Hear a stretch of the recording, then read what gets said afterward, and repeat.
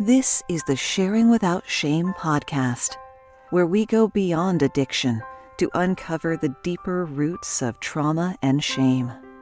Hurt people. They hide behind masks. And here, we're done hiding. We're sharing our stories without shame.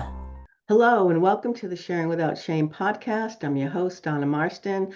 I'm an author, a certified recovery support worker, a family recovery facilitator, and a mother impacted by addiction. Podcast is a safe space for parents and anyone affected by the ripple effects of addiction. You'll hear real talk, practical tools, and proven strategies to help you gain clarity, build resilience, and take control of your life. Grab my free guide, 5 Boundaries and Breakthroughs, in the show notes, and reach out when you're ready to create lasting change. Today, I'd like to welcome Darlene Lancer. She is a licensed marriage and family therapist, author, and internationally recognized expert on codependency, emotional healing, and relationship dynamics. With more than 30 years of clinical experience, she specializes in helping individuals overcome the effects of shame, trauma, and dysfunctional family patterns. Darlene is the author of several books, including Codependency for Dummies, Conquering Shame and Codependency, and a series of practical ebooks on self-esteem, boundaries, and narcissistic relationships. Welcome, Well, thank you Darlene. so much for inviting me. Thank you for Happy coming to talk on. about this topic that is not talked about enough. I wrote an article for Social Workers magazine saying it's the elephant in the room, in the therapy room. And once I was asked to write the book on shame by Hazelden, and I did a lot of research on it, my work with clients moved much more quickly because I just zeroed in. Their symptoms were 9 out of 10 times reflection of shame. So instead of talking about the symptoms, we're getting to the core and how to change that. So, Thank you. First question I'm going to ask you is, what would you like to share without shame? Oh, well, interesting. You know, I was teaching self-esteem. I thought my self-esteem was pretty good. And this is, I don't know, like 30 years ago or something. And I had a dream that a woman named Shane was in bed with me. And I didn't want to know her, and I wanted her to get out of the bed. So I had a lot of unconscious shame, even though I thought my self-esteem was good. And there's a difference, which I can go into. Yeah. And eventually I had some health problems, and the combination of all this landed me in psychoanalysis. And so that really helped me being more accepting of myself. And then even later, I realized there was still trauma in my body, and it was affecting my physicality. And then it led me to get deeper into experiences in childhood. I was in an abusive relationship with an alcoholic, and I thought once I left, that was the end. I didn't realize that I had carried a lot of PTSD from it, and as a matter of fact, that my childhood set me up. My codependency and having a narcissistic mother set me up to be in that relationship and not being able to protect myself, not having the self-esteem to ask for my needs, assert my rights, say no. Eventually, I took a course in assertiveness, and I started standing up for myself and setting boundaries, and then eventually I left. It all starts usually in childhood. So yeah. Well, and I think, I don't know how old you are, but I'm a baby boomer, and we were taught children should be seen and not heard. So we were taught to stuff our feelings, right? Don't talk about it. And I remember my mother saying things to me like, I grew up in a small town. And if I was downtown and someone saw me, she'd come home and go, don't bring shame on this family. You were standing downtown talking to people. I'm like, I was just talking, but I'm a girl. yeah. And it was just this fear that she carried that she put on me. And so we do that to our children. Right. I don't think shame was mentioned in my family, but guilt. And I once said, as an adult, I said to my mother, you're trying to make me feel guilty. And she said, well, you should feel guilty. So enough guilt can turn you into shame and name calling and criticism. A parent that's over-involved and overcorrecting and finding things that are wrong all the time. And a lot of it is projection. There's something called carried shame. So if a parent isn't aware of their shame, and most are not, they end up projecting it onto the children, or they parent the way they were parented. They don't even realize they repeat what was done to them. So I wasn't so much told children should be seen but not heard. I was seen, but I was told to be a lady. Oh, yeah, then there's that. And more tactful. So there were things, there were subjects we couldn't talk about, but I had to repress a lot of my inquiries or questions or things that I thought that wouldn't be acceptable, and emotions. And our emotions are so close to who we are that it's shaming who we are. If I was sad, I shouldn't be sad. If I was jealous, my mother would say, well, of some girl or something, she'd say, well, they're just envious of you. Well, that's a typical narcissistic defense. It wasn't helpful to me. So, Interesting. yeah. Can you explain that? Why is that narcissistic that she said that they're jealous of you? Well, narcissists think that everybody is envious of. They have envy because they don't want anyone to be better than them. So she's projecting her own idea that, well, they must be envious of my daughter. Interesting. Rather than comforting me that I was hurt or felt left out or rejected, she just kind of dismissed it. So things like that. So I didn't get, there wasn't a safe place for me to bring my feelings. And then anger was punished severely. Talking back, there were things I remember my mother was ignoring something, and I kept asking her, and then finally in frustration, I stamped my foot, and I was severely punished for that. Or disobedience, so you end up shrinking what's allowable. And you don't feel free to be yourself because there's all this shame underneath. And going into a room and assuming that people won't like you, or especially in a group, because a group or an office situation is, it reconstellates how you felt in your family. So a lot of people are afraid to go to groups, like a 12-step group or a group, office meeting or organizational meeting. They avoid them, maybe they put them down, but really they're not comfortable in a group because they weren't comfortable in their childhood, unless they're used to being the leader. And then that's different. And then they want to take over, and then it's okay. So how does shame connect to addiction? Addiction often is a way, well, they don't know 100% of, it's partly genetic, maybe partly environmental, but it would be a way to soothe yourself or lift yourself out of depression or calm yourself out of anxiety or deal with problems. If you don't have that support at home, some of the examples I give, if you can't talk to your parents, some of the shaming is inadvertent. Even well-meaning parents can shame their client. I had a client who wasn't doing well in school, and her parents spent a lot of money with tutors and after school, and she was still not getting A's. She was getting B's or something, but she felt like, what's wrong with me? They're doing all this and spending all this money and tutors, and I'm still behind. I'm still not doing well. And she ended up with a process addiction. So, and acting out because of her unworthiness. So sometimes it's a way to rebel. And, the anger and control in your family.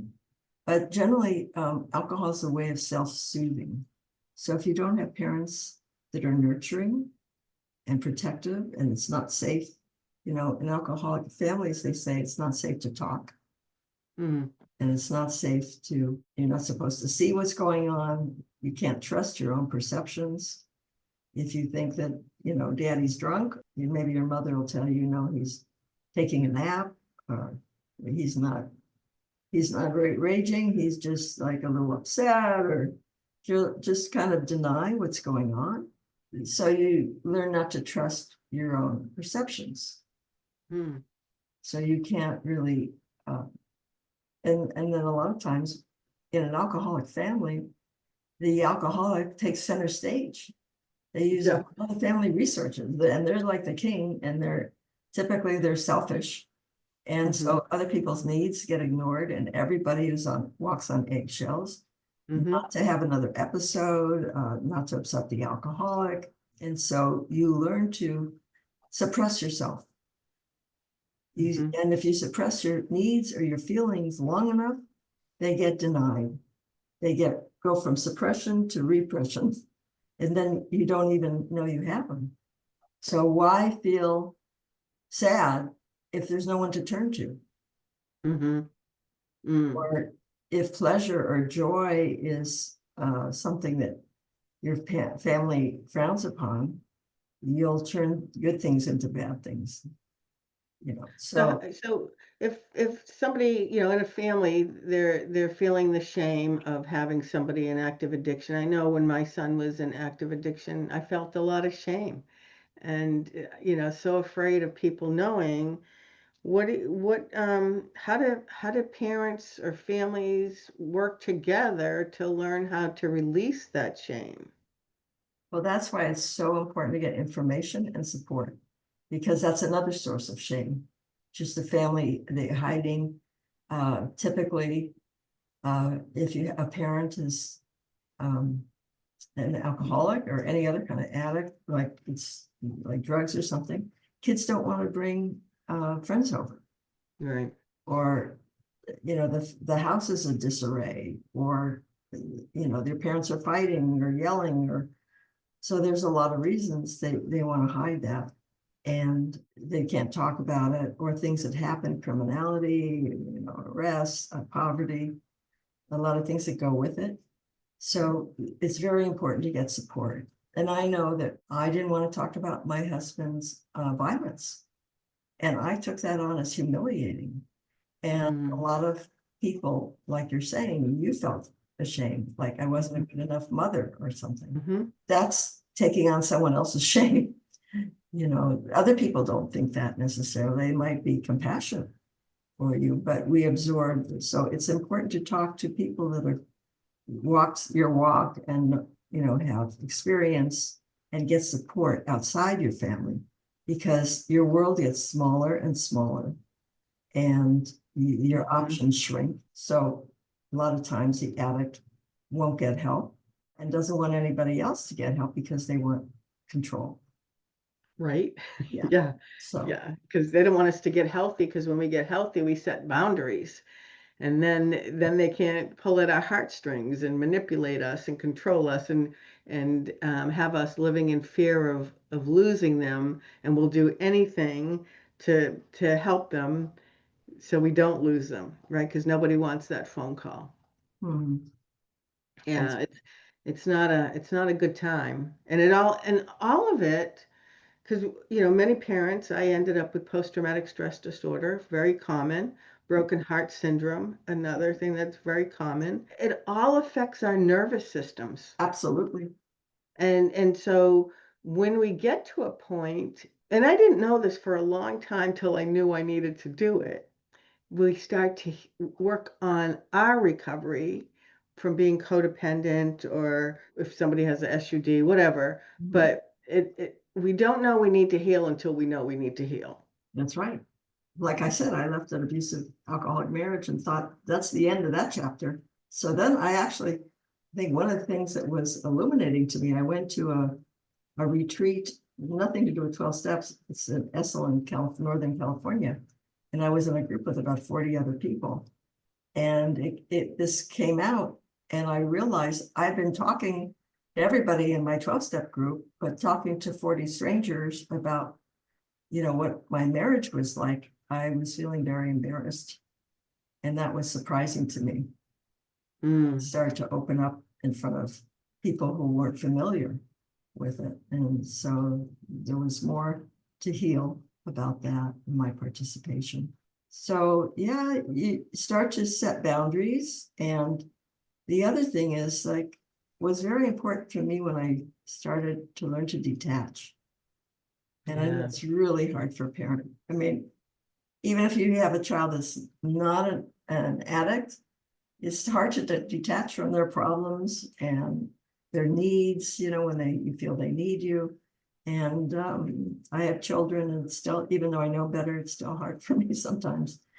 So you start to have those not just external boundaries, but internal boundaries where you don't feel responsible and you don't have to act on it.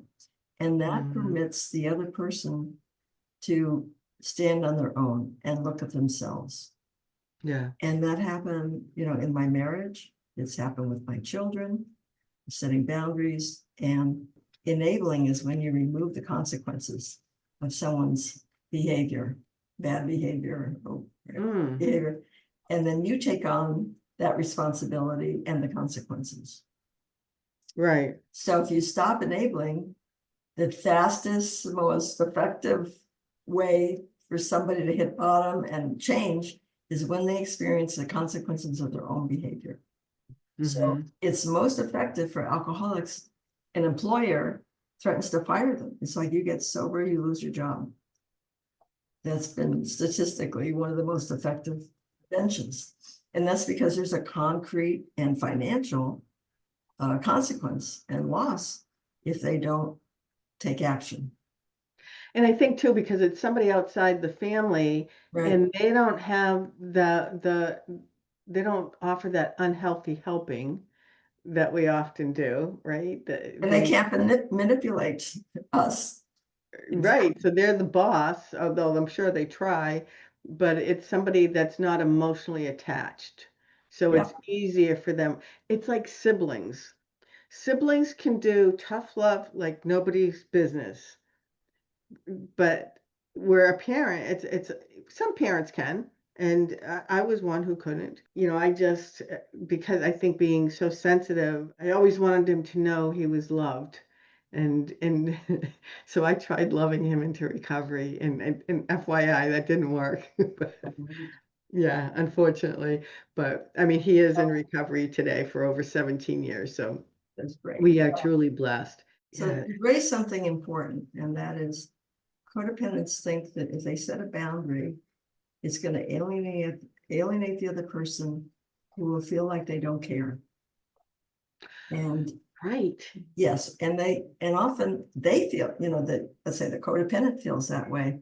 They said, no, they don't care about me. But as you start setting boundaries, it gets easier to accept other people's boundaries. You Yeah. can say no, and they can say no, and there's more freedom in the relationship. So you're not always trying to protect the other person, and then it gets complicated because no one is telling the truth. I used to be on the governor's recovery task force for the state of New Hampshire. And there was a gentleman who was in recovery on the committee. He never had children. He was an older fellow. And I don't know if I said he was in recovery. And he said to me one day, you know what's wrong with you parents is everything that you do for your kids, you do it because it makes you feel good. It's not about really helping him. It's about making you feel good. Absolutely. Right. I was so upset. I was so mad at him. I don't think I even looked at him for months. It took me a year of that just stirring in my head. And finally one day I was like, "Oh my God, he's right. We do it because it makes us feel It better." relieves our own anxiety. Yeah. So we keep giving, and we teach that child or partner, whatever, to manipulate us. Yeah, I learned that late in life. We teach people how to treat us. It's, if you have a dog or a cat, they learn very well how to get what they want. And so if you keep, trying to please them or relieve your own guilt, and they'll be running the household. Right? Yeah. Yeah. And that's what happens, when you look at the family dynamics and all the roles, the scapegoat, the lost child, I like to call the chief enabler, the unhealthy helper. All of those roles, everyone is trying to find the balance, and Mhm. everybody's affected one way or the other. Mhm. And the way I describe it when I speak is that imagine there's a chair with three legs, so it's wobbly, and my son's standing on that, and I'm standing in front of him, his unhealthy helper. He has his hands on my shoulders, and he has a grip on me because he can. And then everybody else is doing this circle around us, trying to get my attention, his attention. We're all trying to find balance because we're Right. so out of balance as a family. Exactly. Well, you raised something like alcoholism in a marriage, for instance. Was writing an article on triangulation. A lot of times, codependents have been triangulated with their parents, and they've been used, parentified, or let's say you have an alcoholic parent and one of the kids has to, make meals or look after, do some shopping or take care of the little ones or something. They have to take on parental roles early. Yeah. Or you have an alcoholic wife, and so then the father uses his daughter or his son, or it could be the husband's an alcoholic, doesn't matter. The non-alcoholic spouse uses their partner as a companion. So then it disrupts the power structure of the executive branch, the parents. They bring a child in, it's called triangulation. But also, even if you just have a couple, no children, and it's like you use the example of, three-legged. Well, if you have a two-legged table, it's not going to stand very well. So the intimacy between two people can feel risky, especially if you come from a dysfunctional family. That's one of the symptoms of codependencies. Intimacy is a challenge. So alcohol provides an outlet. So it's the third leg of that marriage. So, and it could be work, a workaholic, or it could be an affair. It could be the wife is closer with her mother than she is with her husband or a child, as I gave the example. So that's another way that you can look at addiction as a way to decrease the pressure of intimacy on the couple. If they're both sober and have to face each other and have a conversation about uncomfortable things or problems, they wouldn't know how to do that. Well, and especially if they only knew each other under the influence, That's true too. right? So when one of them gets sober or both get sober, it's like meeting a whole new person. Oh, yeah, And right. and so I think that's sometimes why the relationships don't last. Yeah, communication. Well, it wasn't there before. And now you take away the medicine or the crutch or whatever, and now they don't know how to communicate. So, Yeah, and there's distrust, and oftentimes there's been verbal or some other kind of abuse or just sure. disappointment. And the alcoholic may not even remember, but still the spouse has all this resentment and distrust. So, And insanity. Let's talk about that. You feel like you're the crazy one, right? And they're doing all this stuff, and at least for me, I felt like I was like losing my mind. I started writing contracts and writing stuff down so that if he agreed to something, I could look at it and go, okay, I am sane. We did discuss this, and he would go absolutely ballistic, but they you're do make talking you feel about like, gaslighting. yeah, Yeah, gaslighting.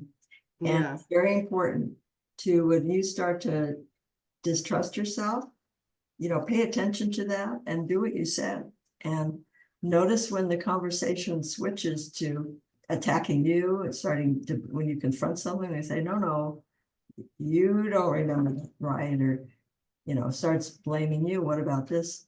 And talk to other people, because that could be very damaging to your self-esteem and your psyche and self-worth. sure, Mm. yeah. So even if they're, say you met somebody, you had a relationship, and there was no drinking. There wasn't any alcoholism or addiction going on but maybe, socially did those things.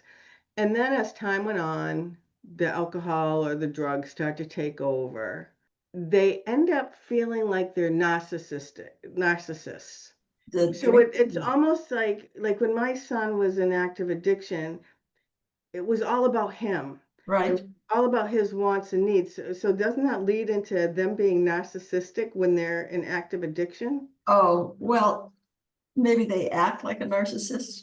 That doesn't mean they have narcissistic personality disorder. It Okay. may or may not, but there's specific symptoms.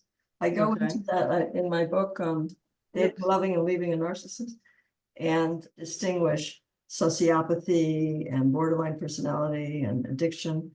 They might look like, a narcissist, and they're very selfish, etc., gaslighting, lying, things like that. But then when they get sober and get help, some of those traits go away. So Right. personality disorder, is pervasive. It's like their whole life. It starts Mm-hmm. early on, and it's very hard to change. And also, if somebody's acting normal and then their personality changes with drinking, that's usually not a personality disorder because, as I said, personality disorder is pervasive over time. Mm-hmm. There is no normal. That's just who they are. They may pretend to be normal, but they can't do that for too long. Right. Something called like love bombing, and when they try to seduce you, but they won't do that, forever. And Yeah. I've had clients that say, oh, it was great until we got married, but then when you start to ask them and they review the dating, they look back and they say, oh yes, I went along with everything. It was like he was always in control, or he put down my parents or everybody else, or was rude to the waiters, or they start to notice things that they didn't notice before. Yeah, love can be blind or blinding, I guess. So, how do people find your books? How do they get in touch with you? Oh, thank you for asking. Well, I'm all over the internet and have a website. You can use my name, darlenelancer.com. Also, whatiscodependency.com. And I have books on Amazon. And I've written Conquering Shame and Codependency, and Codependency for Dummies, and Dating, Loving, and Leaving a Narcissist. And my newest book is a book of poetry in healing and transformation. And some of the things that we're talking about are in there. And there's some essays in there. And then I have some shorter ebooks that are well, all my books are workbooks. So there's a lot of exercises, and that's how I get the most benefit out of it. But I have a ebook and a webinar on how to be assertive, and an ebook and a webinar on how to raise your self-esteem and how to find self-forgiveness, how to overcome perfectionism. That's a symptom, one of the symptoms often of codependency, and it's a defense to shame, like envy. So if I'm perfect, I'm unassailable. You can't find anything wrong with me, and I have to be perfect. So that's a way to protect yourself from feeling shame. So a lot of people with shame turn into perfectionists. And then I have a 12-step workbook, Spiritual Transformation in the 12 Steps. And it's for alcoholics or codependents, and it's not religious. So you can be an atheist, and there are a lot of questions. Again, a workbook for working each step. And it's all written from a perspective of Jungian psychotherapy or psychoanalysis. So you can look at it from that perspective too. So before we wrap up, any words of wisdom to the listeners? Well, when you start shooting on yourself, I should have done this, I should have done that. That's a symptom of your inner critic.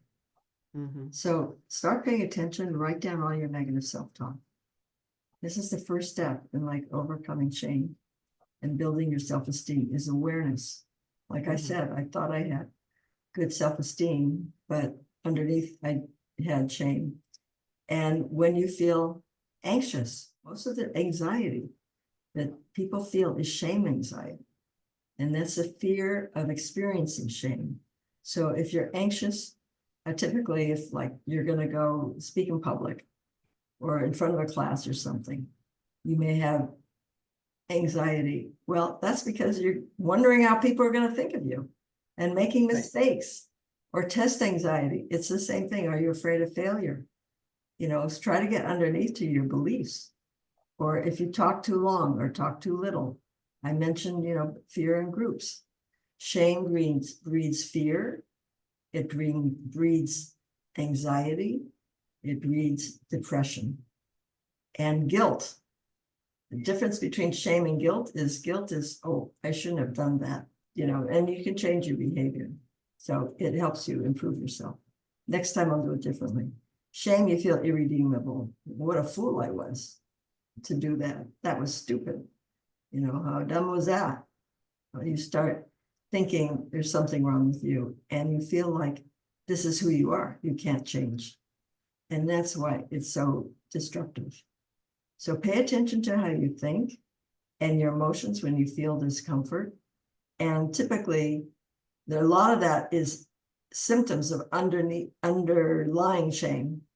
But shame itself is one of the most painful, feelings. You just want to disappear.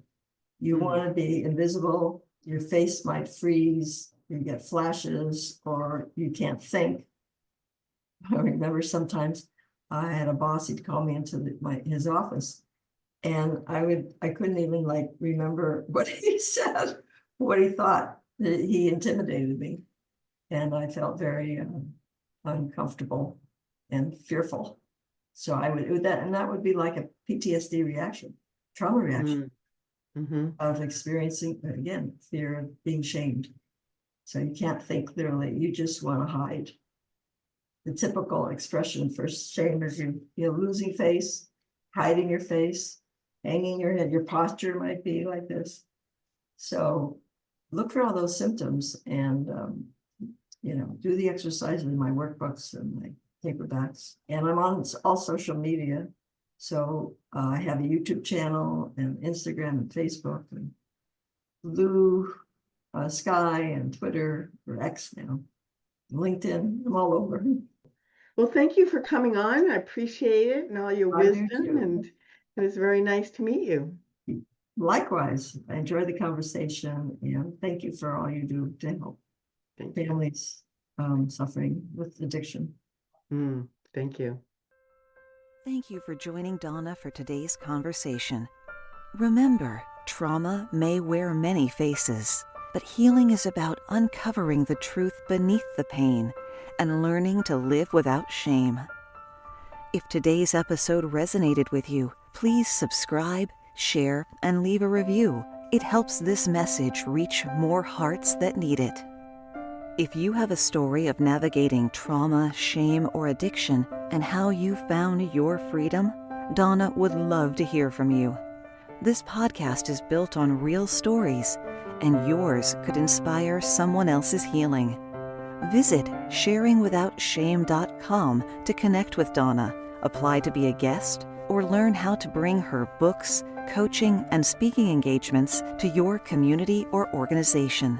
Until next time, remember, healing begins the moment you choose to stop hiding and start sharing without shame.